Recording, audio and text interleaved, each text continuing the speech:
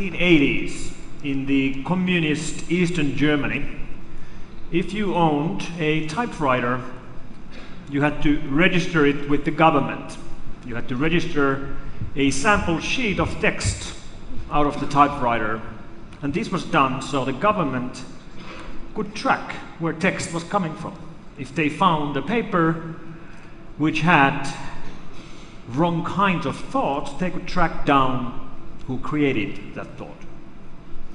And we in the West couldn't understand how anybody would do this, how much this would restrict freedom of speech. We would never do that in our own countries.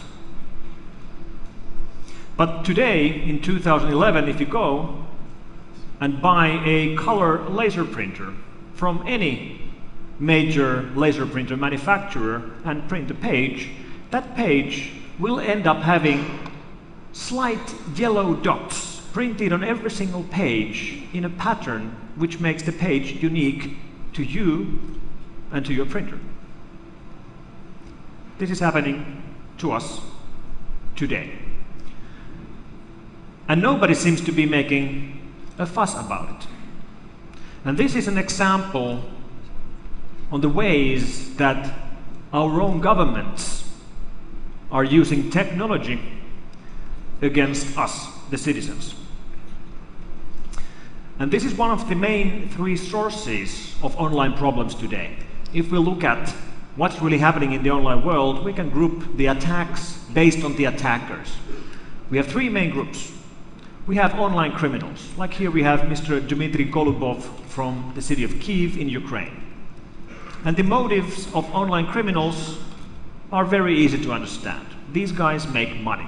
They use online attacks to make lots of money, and lots of it. We actually have several cases of millionaires online, multi-millionaires who made money with their attacks. Here's Vladimir Chachin from Tartu in Estonia.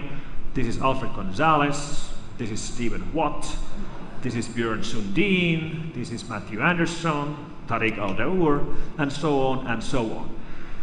These guys make their fortunes online, but they make it through the illegal means of using things like banking trojans to steal money from our bank accounts while we do online banking, or with keyloggers to collect our credit card information while we are doing online shopping from an infected computer. The US Secret Service 2 months ago froze the Swiss bank account of Mr. Sam Jain right here, and that bank account had $14.9 million on it when it was frozen.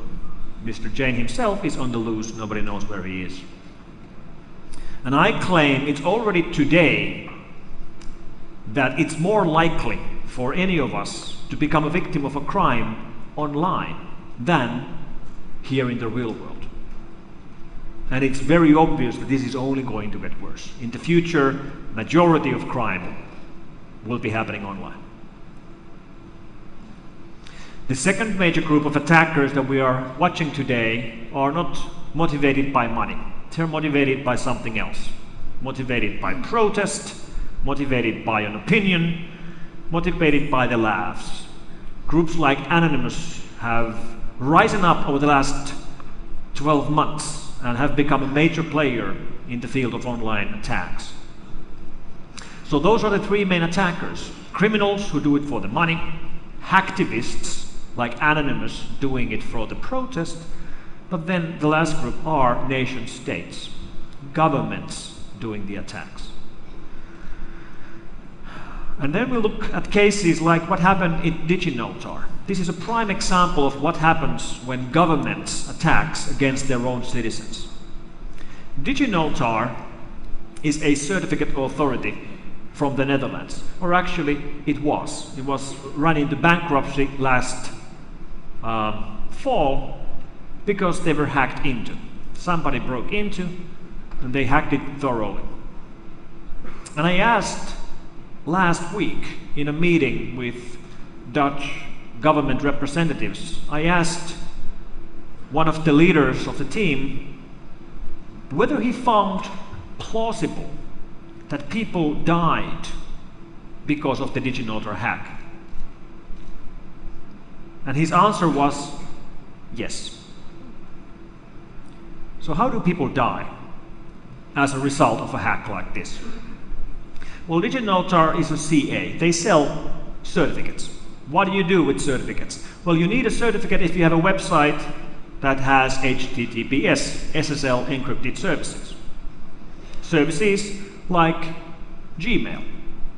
Now we all, or a big part of us, uses Gmail or one of their competitors, but these services are especially popular in totalitarian states, like Iran, where dissidents use foreign services like Gmail because they know they are more trustworthy than the local services, and they are encrypted over SSL connections, so the local government can't snoop on their discussions.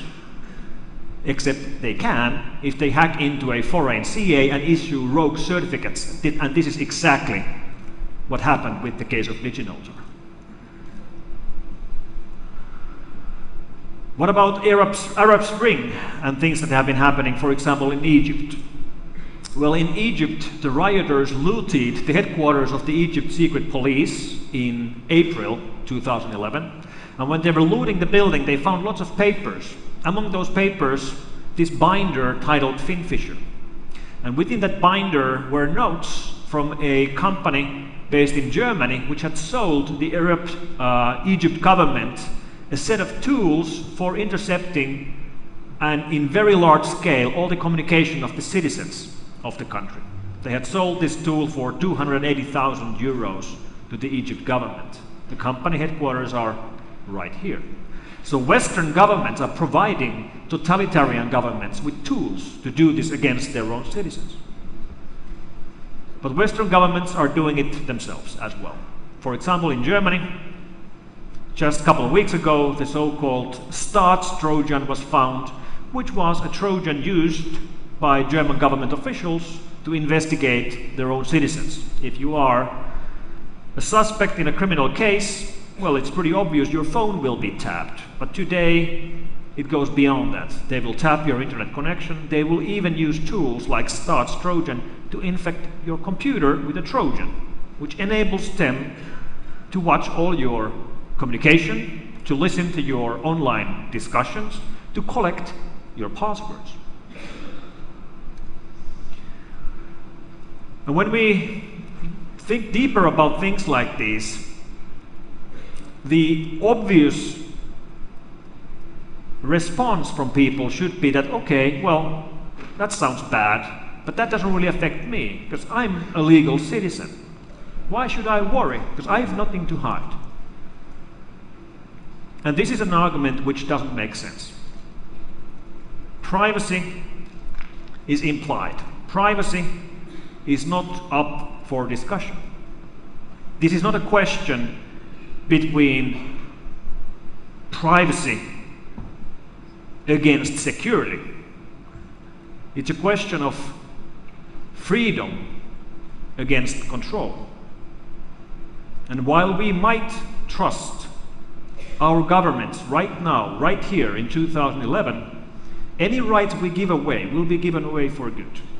And do we blindly trust any future government, a government we might have 50 years from now? And these are the questions that we have to worry about for the next 50 years.